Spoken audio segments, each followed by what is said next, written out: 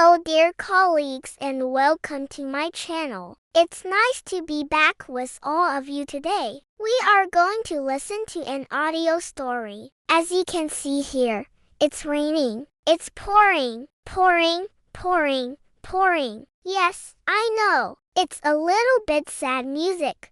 But don't worry, everything will be alright in the end. You'll see, you'll see. Let's go. The bell rang. The last lesson was finished and I ran out of the school building. I thought I would make it. I thought I would not get wet. But I was wrong. I forgot my umbrella at home. And now I didn't have anything to cover my head. Big drops fell from the sky. Soon my hair was wet.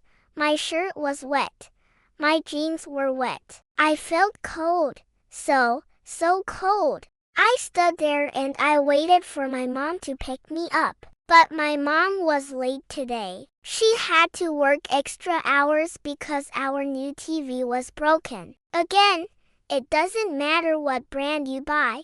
They all break eventually. I waited and I waited, but it didn't stop raining. And suddenly I noticed a figure walking through the rain. It was my dad. Oh, I was so happy. He was coming to save me. He walked closer and I could see that he was holding a big umbrella over his head. Then he shouted, "Hey, why don't you come here? Come under my umbrella. You'll get wet if you stay there." Then he came closer and gave me his jacket. "Here, take this. You'll feel better with this. Don't worry. I won't freeze without a jacket." He smiled at me, but I could see that he was actually freezing. I put his jacket on and it smelled like home and cinnamon. We started to walk home together. My dad didn't care that he got wet. All he wanted was that I wouldn't be cold. I looked at him and I asked, "Why do you always come for me? Even when you're busy?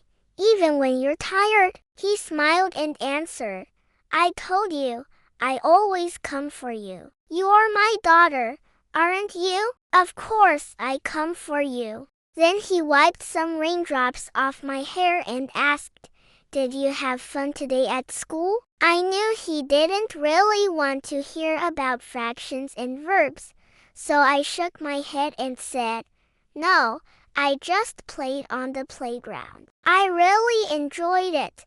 We walked on in silence for a few minutes. I looked down at my feet and thought about how good it was to have a dad like mine. When we got home, my mom wasn't there yet. Dad opened the door and shouted, "Hey, Mom, I'm home."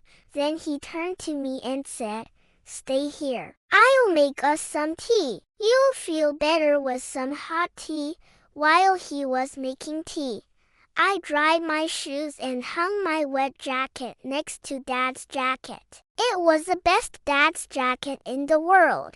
Soon Dad came back with 2 cups of tea. He gave me one and said, "Here, drink this. It'll make you feel better."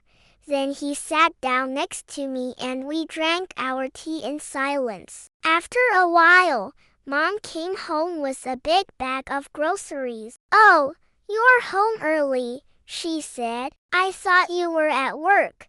Dad said, "I was at work, but then I saw you weren't home yet and I got worried. So I went shopping myself." "I'm sorry if I made you wait, sweetheart."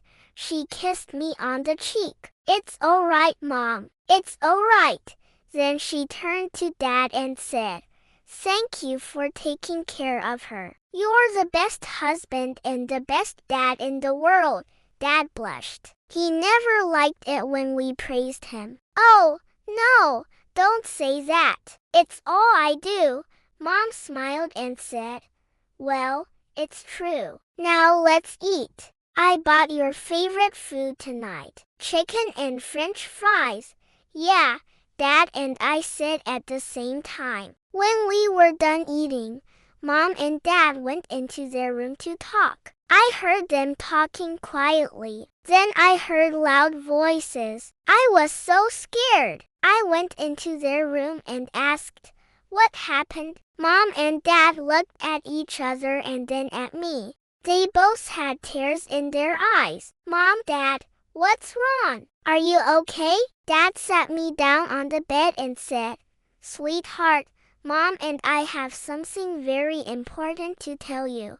Then Mom said, "Yes, you know how you always ask us where we met and how we fell in love." I nodded. "Well, we fell in love here in this city, but we didn't meet here. We met in another country, a country far away from here." I couldn't believe it. "You mean you're not from here?" Dad shook his head. "No, we're not. We had to leave our family and our friends behind. We had to start over in a new country." "But why?" I asked. "Well, it's a long story," Mom said. "It's a story for another day." I wasn't sure if I understood everything. I was still a little kid. I didn't understand complicated things. Then Dad said, "You know, I think it's time for you to know the truth. It's time for you to know who your grandparents are." I was scared. Why did they suddenly want to tell me all this? Why were they acting so strange? I wanted to ask more questions, but suddenly my teddy bear caught my attention. I loved my teddy bear so much. It was soft and fluffy and kind. I had it since I was a baby. "Hey, Teddy," I said, "do you know why Mom and Dad are acting so strange?" Teddy didn't answer, of course. Only I could hear what Teddy said. Teddy Bear said, "Don't worry. It's normal. Your parents just need to talk to you. Sometimes grown-ups have to do things that are difficult for them. They have to tell their kids hard things, things that change everything. It happened to me once too. And you know what? No matter how hard it is, they'll always love you. They'll always be there for you." I hugged Teddy Bear. "Thank you, Teddy," I whispered. "I know Mom and Dad love me. I know it." Dear colleagues, I hope you enjoyed this touching story. I think it's very important to always be honest with our children. It's not easy, but it's important. What about you? What do you think? Please let me know in the comments below. If you'd like to support my work, please consider becoming a member of my channel. You can find all the useful links in the description below. Thank you for being with me until the end. See you soon. Bye.